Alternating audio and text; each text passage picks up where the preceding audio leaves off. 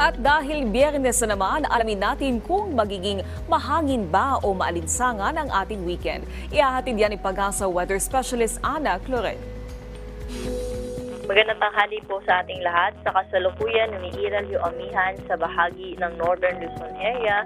Magdadala po ito ng makulimlim na panahon na may kasama na mga pag-ulan sa may Cagayan Valley, pati na rin po sa bahagi ng or particular na din sa may Batanes, Babuyan Islands, pati na rin sa may mainland Cagayan. Pero sa bahagi naman po ng Ilocos Region, pati na rin sa Cordillera Region, at sa ibang bahagi pa po ng Cagayan Valley ay generally fair weather condition, ngunit posible pa rin po yung mga pag-ampon dala nga ng amihan. Pero dito po sa atin sa Metro Manila, pati na rin po sa nalalabing bahagi pa na ating bansa ay generally fair weather or maaliwalas po yung ating panahon na inaasahan ngayon.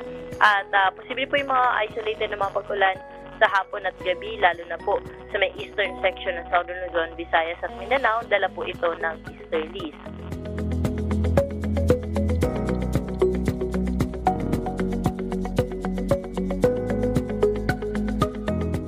At wala tayong minomonitor na LPA o bagyo na posibleng makaapekto sa ating bansa for the next 3 to 5 days.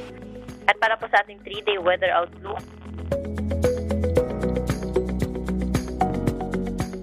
at para po sa ating dam update,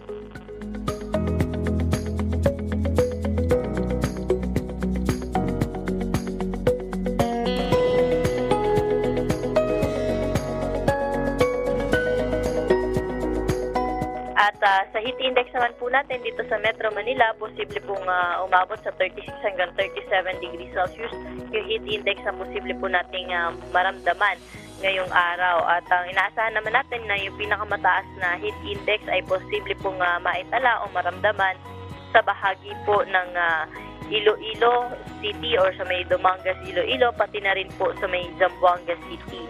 Kaya doble ingat po sa ating mga kababayan dyan at stay hydrated. At yan yung latest natin dito sa Weather Forecasting Center. Ito po si Ana Cloret. Magandang tanghali po. Maraming salamat Pag-asa Weather Specialist Ana Cloret.